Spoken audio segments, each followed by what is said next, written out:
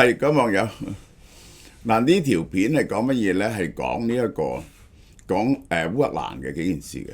呢個係第一就係烏克蘭就係擊殺咗一個俄國高級將領啊，喺莫斯科，呢個都幾嚴重。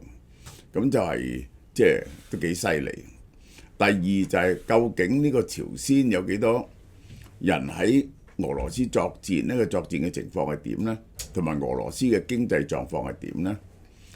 即係我好肯定咁講，如果唔係有 Donald Trump 當選呢件事呢，捱多一年呢，俄羅斯就打輸㗎啦。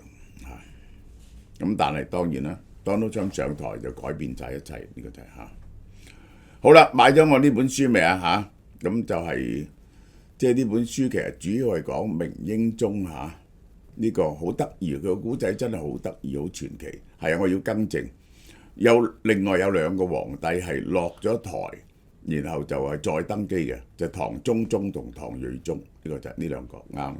我係唔記得。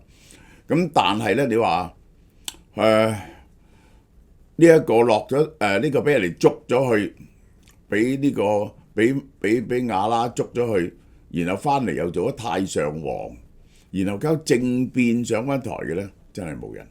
呢個咁神奇嘅遭遇咁就大家早啲訂咯。呢個作為對我嘅支持同埋有親筆簽名啦，我希望你哋，我遲下可能會出翻少少朱元璋，咁你哋有機會 keep 過呢一本成套嘅呢個7本嘅明史，咁呢個就係我可以保證大家真係好好睇，好睇個古仔非常傳奇，作為睇古仔都非常好。俄羅斯高級將領基里諾夫喺莫斯科被暗殺呢個俄軍最高級別嘅軍官喺俄烏戰爭中遇刺身亡，遇刺身亡。呢個咧就同喺戰場上打死唔同，喺莫斯科喎。呢個人咧，點解佢哋咁憎佢咧？要明白呢個咧係俄羅斯防化部隊司令、三防司令，防止乜嘢咧？輻射，即係用核輻射、化學同埋生物污染環境，執行作戰任務。話就話防止，佢梗係亦都識得放呢啲嘢啦。即係咧係，如果用佢表面就話防止係用呢啲嘢攻擊，嗰啲軍隊可以着住乜嘢防衛咁樣，呢啲防衛部隊點樣去清除啊？其實當然就係佢亦都係掌握咗俄國使用呢個核輻射呢個化學同埋呢個生物武器攻擊嘅人。烏克蘭國家情報局已經證實呢次真係呢個機構策劃同實施嘅暗殺，喺12月17號早上呢啲人呢，去到尤其是戰爭時期呢，嗰啲保安係好嚴密㗎啦，應該係地點係克里姆林宮東南約7公里好近嘅一棟公寓樓外。大家克里姆林宮喺呢度，佢喺呢度，咁係大家知啦，即係成個莫斯科都戒備得好森嚴㗎啦。佢住得喺呢度，係咪呢頭都係啲軍官聚居嘅地方？佢唔會獨自住喺度嘅。咁就係一個咁高級別嘅人咧，就一定有衛兵跟住嘅咁就係有衛兵跟住佢啲坐嘅車係咪裝甲㗎？應該可能有裝甲車，但係咧佢而家咧就唔係，佢咧就一落樓咧就俾人哋炸死咗。其實係大家睇下呢個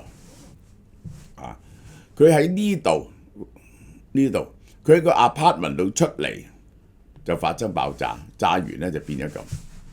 佢個 apartment 預備翻工咧，我諗係佢同佢嘅助手喺一架隱藏炸彈嘅電動滑板車爆炸中被炸死。簡單啲嚟講，就有人擺咗架電動滑板車喺佢落街嗰度附近，佢出門口嗰度附近，佢哋唔為意。嗰架滑板車入邊咧係裝咗炸彈嘅，裝咗炸藥嘅。咁當然可以用手機觸發啦。佢一出嚟咧，人哋就遙控觸發嗰個手機嗰個滑板，個滑板爆炸，將佢當場炸死。呢個都好緊要，因為冇乜把握，即係即刻可以當場炸死。藏喺滑板入邊嘅炸彈，喺佢哋進入公寓大廈時引爆，唔係出嚟，我對唔住，我講錯咗。佢哋行入去嗰刻，係咪去揾人啊？佢哋捕到佢嘅行蹤，佢唔係喺嗰度住喎，佢行入個公寓嗰陣時，俾人哋引爆。可能佢住嗰度嘅就嚴密啲嘅，係咪去揾女朋友啊？呢個俾人哋捉到啊！呢個喺暗殺前一日，其實佢哋已經知道㗎啦。烏克蘭國家檢察院已經缺席指控基里諾夫涉嫌使用違禁化學武器，作出咗個指控先，聽日殺你。成個計劃佢哋係有把握到呢個程度，已經早一日宣佈咗佢嘅罪行。基里諾夫曾經講過，佢因為係防呢啲嘢㗎嘛，佢又指控烏克蘭，話烏克蘭咧計劃即係冇做到，使用美國設計嘅特殊無人機，利用被感染嘅蚊咧喺俄國軍中傳播瘧疾。呢啲咧就真係好笑，即係揾啲飛機裝啲蚊咧就喺天空度放落嚟，嗰啲蚊俾一風一吹咧都唔知吹咗去邊度。係咪？即係咧呢個咧係試過無數次呢啲咁樣嘅測試，即係喺第二次世界大戰到而家，生物武器咧係不可靠，即係尤其是散播病菌呢啲咧不可靠。呢一個咧就係如果你而家有一種新嘅病毒咧就好啲。你話傳統嗰啲知道嘅病毒咧，其實即係我解釋俾大家聽，你係咪要放嗰嘢出嚟，係咪要炸出嚟？用乜嘢炸死咗啲病菌咧？飄落嚟幾多會俾大風吹走咗呢？喂，完全好多個 factor 咧難以控制，包括第二次世界大戰，日軍侵略中國，又試圖咧就散播黑死病，其實都係冇乜功效。英國曾經喺10月，因為基里諾夫喺烏克蘭佈置野蠻化學武器，因為你嗰啲化學武器第二件事係毒氣啊，毒氣咧人哋又好容易防備嘅咁就係第一次世界大戰已經用毒氣噶啦，咁結果人哋就係戴呢一個防毒面具咯，作防衞衣咯，包括毒性窒息劑、氯化鈷，而對佢加以制裁。好啦，梅德韋傑夫啦，呢個友走咗去做，俾普京燉咗佢冬菇，覺得佢有野心想繼承普京，於是瓜咗。做過總統，做過好多代總理，而家就走 Q 咗去做國家安全會副主席，其實係冇權啊，得閒出嚟狗噏。烏克蘭嘅軍事同政治領導人物將會因為佢嘅遇害而要提你哋因住，我哋係會報復嘅咁如果你殺得早就殺咗㗎啦，即係嗰個呢一個烏克蘭嗰個三軍總司令、國防部長同埋呢一個情報局長係俾佢哋暗殺過好多次嘅，應該係尤其是個情報局長。五角大廈確認北韓軍隊喺庫爾斯克係有直接參加同烏克蘭嘅戰鬥。平壤派咗12000個人前去俄羅斯，同俄羅斯軍隊一齊訓練，佢訓練一齊先可以上去嘅，始終都係。北韓軍隊喺呢幾個村莊同俄軍協同作戰，而家搞咗咁耐，終於可以協同作戰。呢一次嘅攻擊咧，估計咧，佢哋整咗個聯合嘅攻擊啊，有200個士兵傷亡死咗，30個至少有3個北韓士兵係死咗。即係你用北韓士兵咧，你又唔可以將佢分散使用喎，即係你唔可以將每一排加一個北韓嗰度友咧，邊個得閒同佢講嘢咧？冇人理佢嘅喎，嗰度友係冇人理，因為唔識得講啊嘛，大家互相。所以咧，啲北韓士兵咧，即係朝鮮士兵咧，你要將佢統一運用，因為2個原因。第一，你減少啲翻譯啊嘛，佢哋互相傾，你只要譯俾一個聽，其他講俾其他人聽嘛。第二，佢哋嘅生活習慣唔同啊嘛，食嗰啲嘢係唔同啊嘛，食 kimchi 啊嘛，係咪？咁你咧就要就翻，就將佢哋集中，但係佢哋集中咧，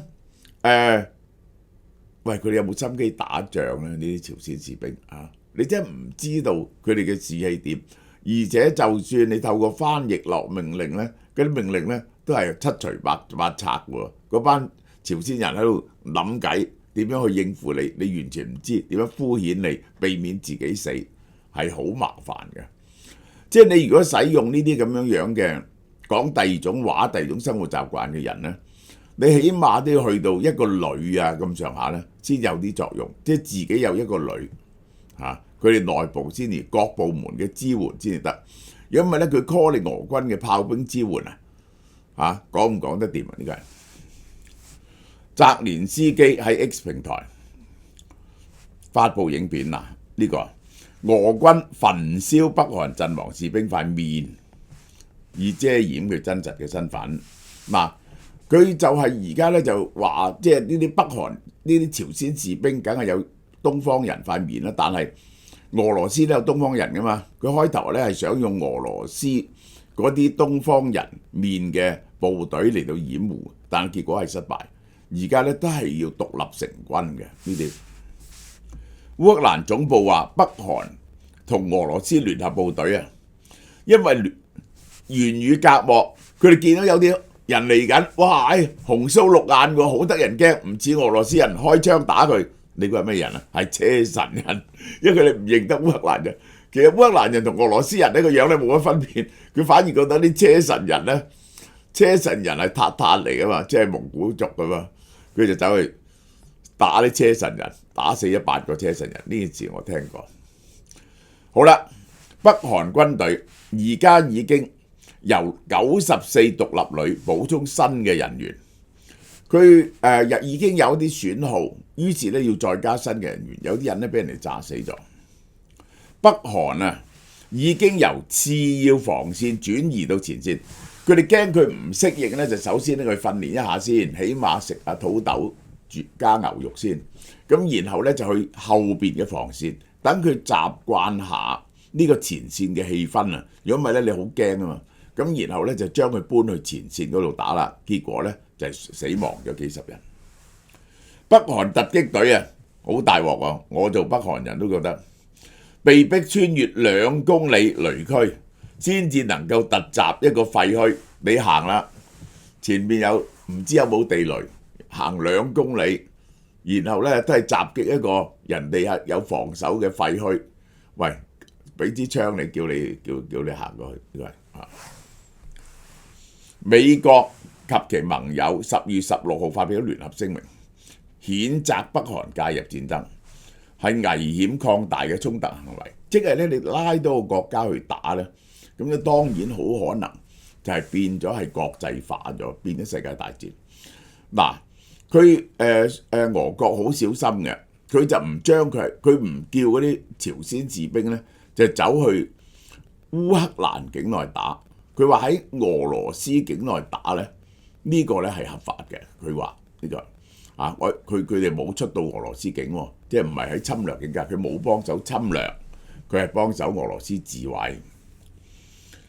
美國對3名北韓軍官金永福、李昌镐、金錦哲實施制裁，因為佢哋負責監督。聽講話有一個死咗嘅，呢個已經係。咁你制裁啲人冇用咧，北韓人邊個喺境外會有資產，邊個會去美國旅行先得嘅？呢啲又係啲軍隊。好啦，我睇俄羅斯嘅狀況啊。俄羅斯嘅財富嘅流動資產 liquid asset 由1400億美金降到538億美金，縮減到原本嘅1/3。開戰嗰陣時有1400億，而家剩翻538億，剩翻1/3。佢好多外匯存底咧，俾西方凍結。呢個咧，普京啊係準備咗好耐先打仗，佢一路咧就儲緊啲錢。點不知咧，佢估唔到美國同歐盟，因為上次都冇啊嘛，呢一個係2014都冇啊嘛，佢估唔到會凍結佢嗰啲海外資產嘅。呢個係瑞典經濟學家預計出年嘅外匯存底將會耗盡，唔使等耗盡啊！即係出年第2季佢就已經好踢腳嘅。如果唔係有 Donald Trump 轉咗上去，嗱，大家睇下佢海外嘅錢啊，原來最多喺呢一個係歐洲清算銀行就係佔咗1900幾億，然後喺歐洲嘅其他地區呢啲EU 嘅其他地區 G7 呢個包括有喺日本啊呢一個英國啊呢啲咁嘅嘢喺瑞士呢個係3000億。為咗解決財政赤字問題咧，俄羅斯6月至12號，但係佢最大鑊嘅一樣嘢咧就係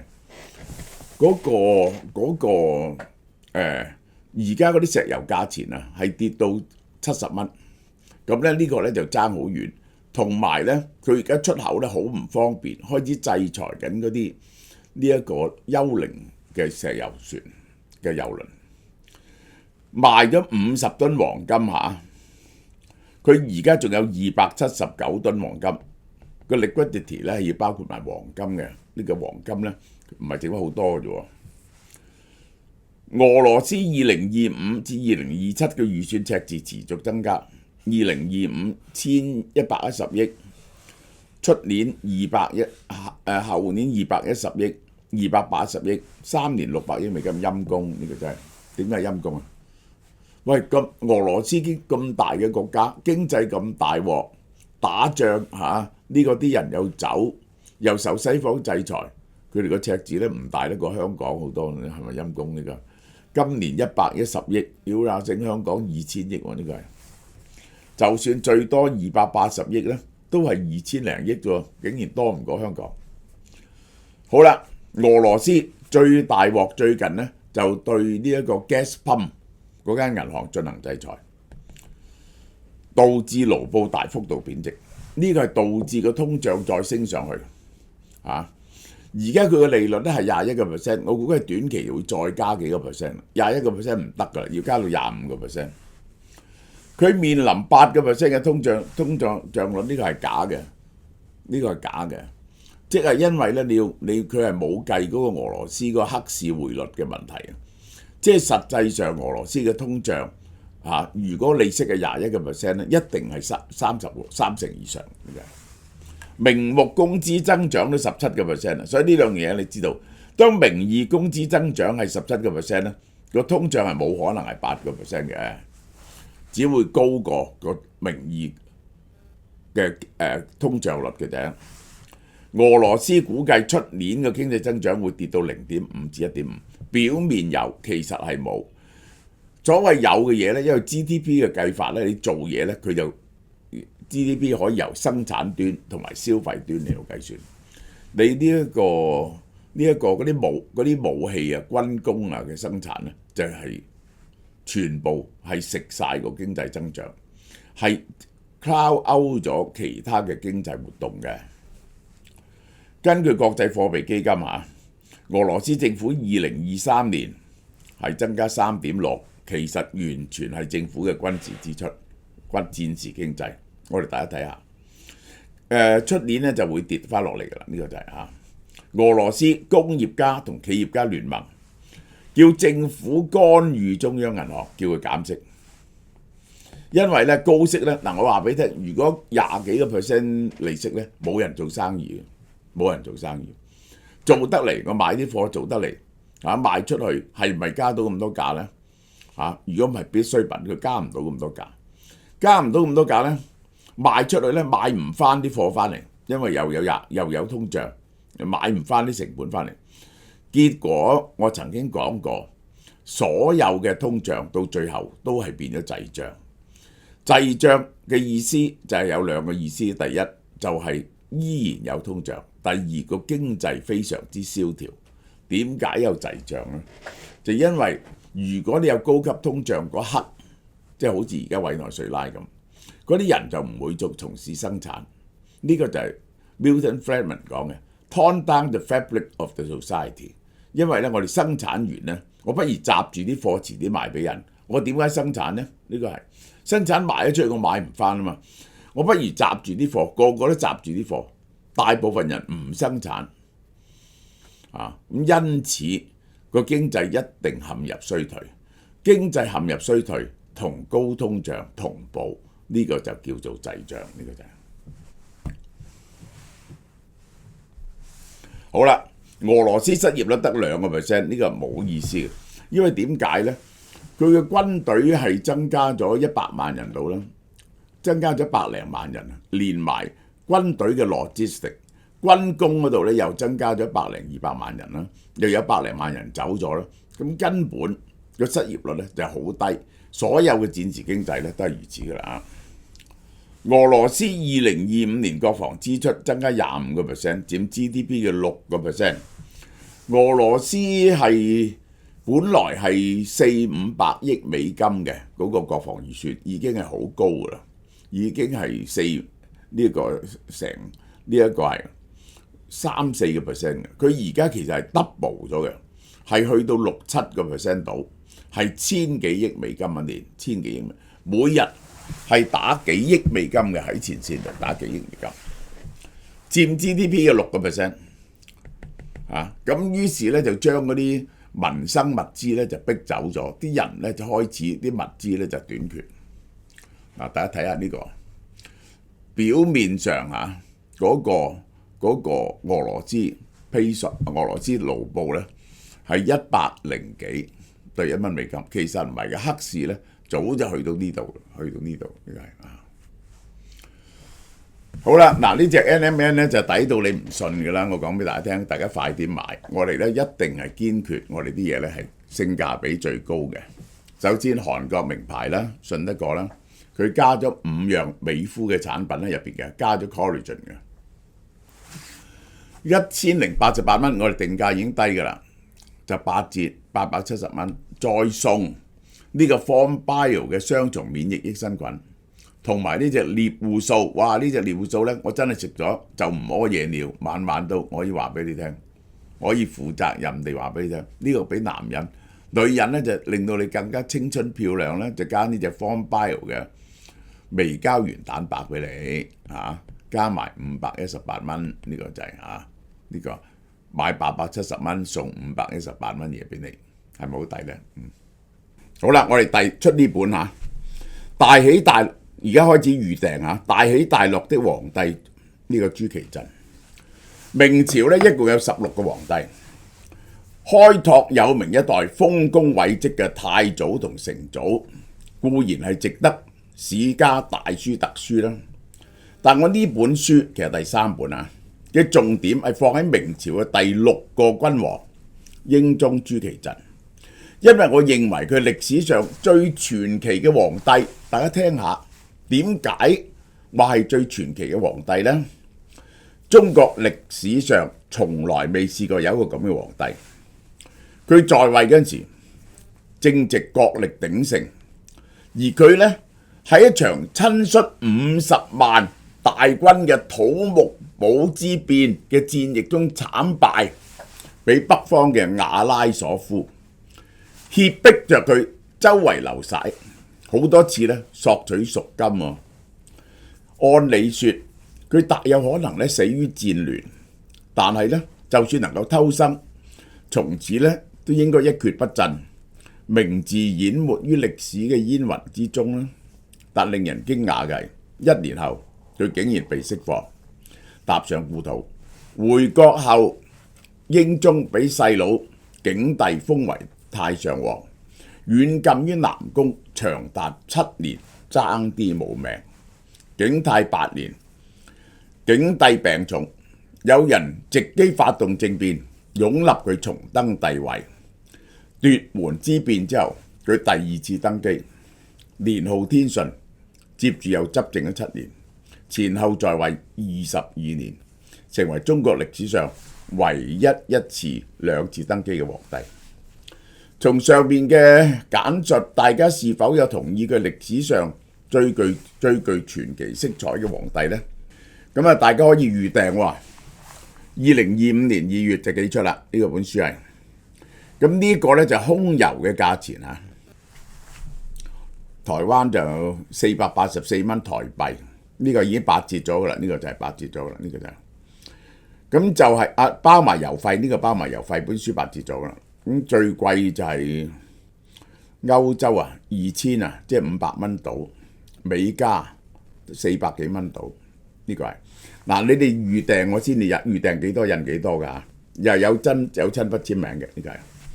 咁又有平郵我一定就住大家個荷包嘅，需時40日，由寄出日期開始算，實際時間嘅郵遞而定，有寄失嘅可能嚇。英國美加最遠嘅平郵價錢，呢本書都係752蚊啫。